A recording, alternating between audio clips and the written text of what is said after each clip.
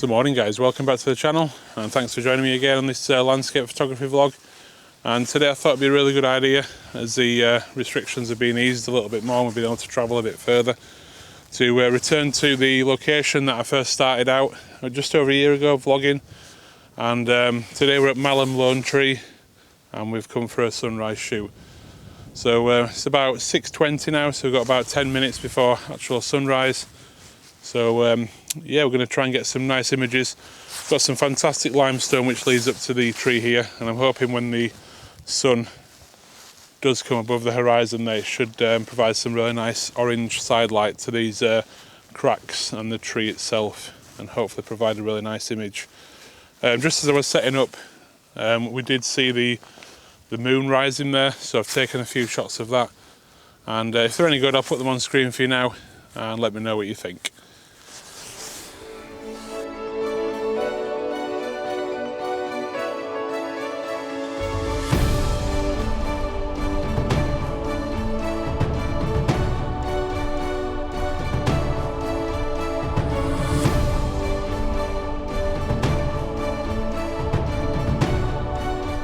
Right guys, so I've set up my first composition now and I've lowered myself down a little bit just to try and emphasise that foreground and make those limestone lines a lot more bigger in the frame, and you know, a lot more interesting and sort of grabbing your attention, leading you in through the image towards the tree. I'm shooting at f11, 1/5 of a second, ISO 100, and focusing on the tree. 2-second timer on. And there you go. That's looking nice now. Just wait for that light just to increase. It is starting to pick up just on the edges of the limestone there, and it should provide some really nice colour.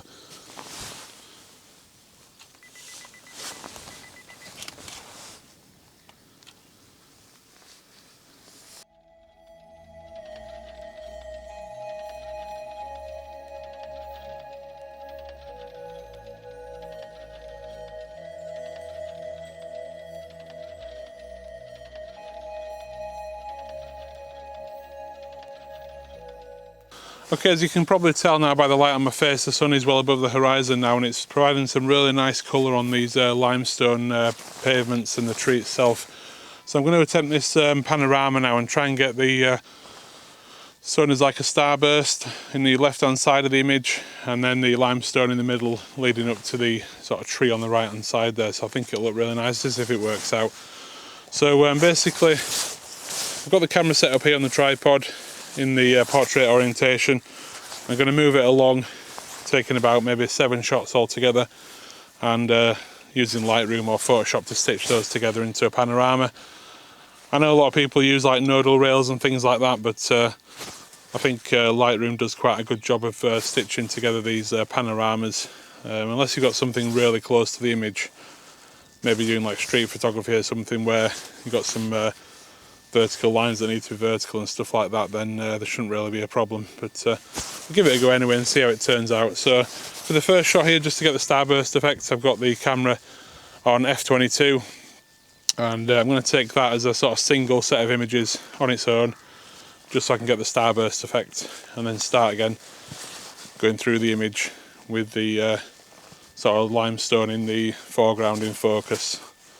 And then obviously I'll blend all those together in Photoshop afterwards. So we'll do that now. So 2-second timer, f11. Just making sure to overlap each image by at least a third.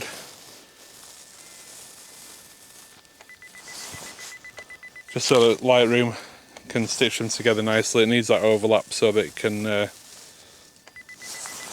basically stitch them together nicely.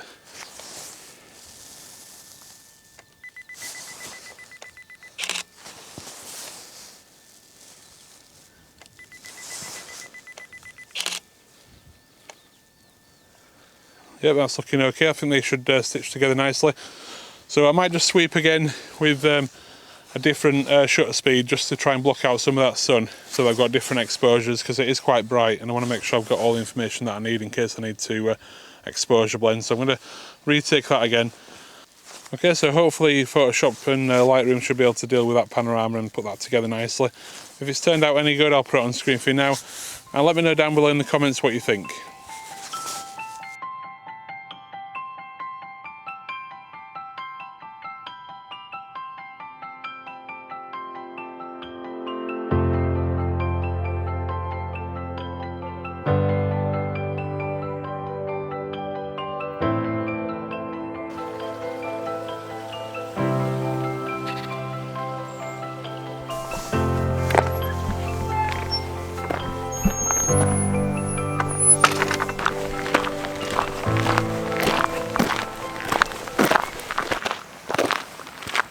Morning.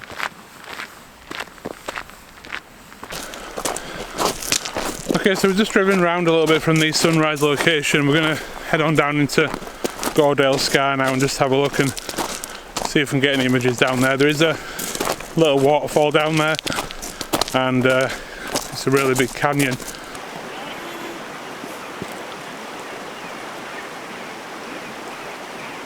So we're just about to turn the corner now into the canyon, and it's quite a big canyon. It's absolutely massive, so I'm going to try my best to get the scale and size of the place on the camera, but it's going to be difficult, but I'll do my best. If you can see the light at the top of the canyon there as we're moving in, hopefully I want some of that inside the canyon to light up one of the sides. That should look really good. There we go, guys, inside Goredale Scar.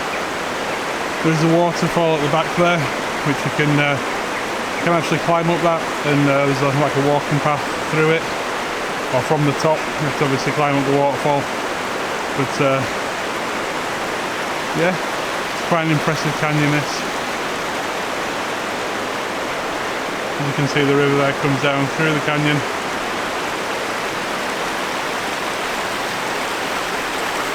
And back along the track there where we walked through. When I see stuff like this, it's so annoying. Why anybody would put something that's biodegradable into a plastic bag that's going to take maybe 100 years to decompose? Totally beyond me. You bring it, take it home with you. It's as simple as that.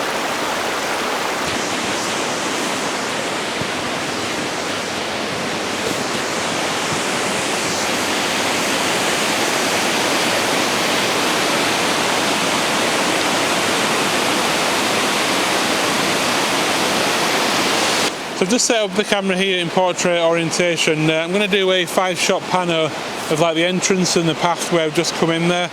I've got some nice light coming in on one side of the cliff face there. It's lighting up all the trees and the rock face, and there's a few sheep there just to make a bit of interest in the scene.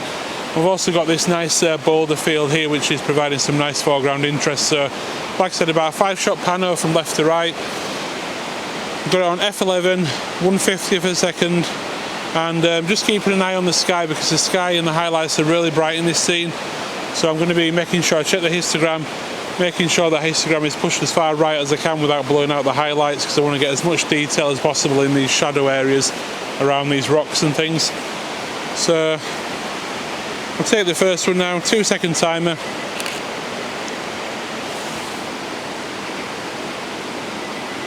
Again, they're just overlapping about a third on each picture. I've made sure my tripod's nice and level. It's got a bubble head on here.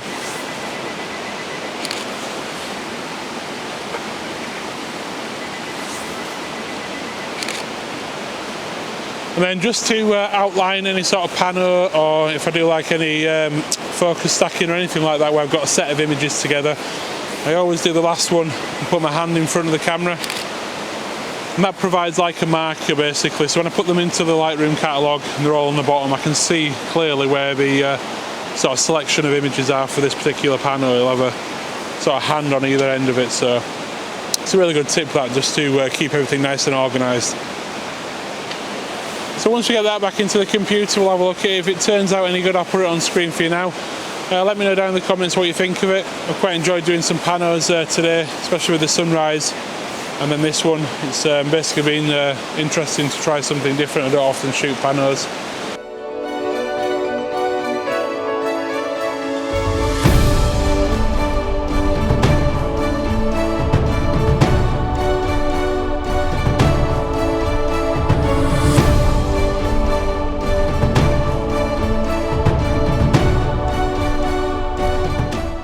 think we're going to end the video there and head back to the car. It's been fantastic this morning to get out into the landscapes again.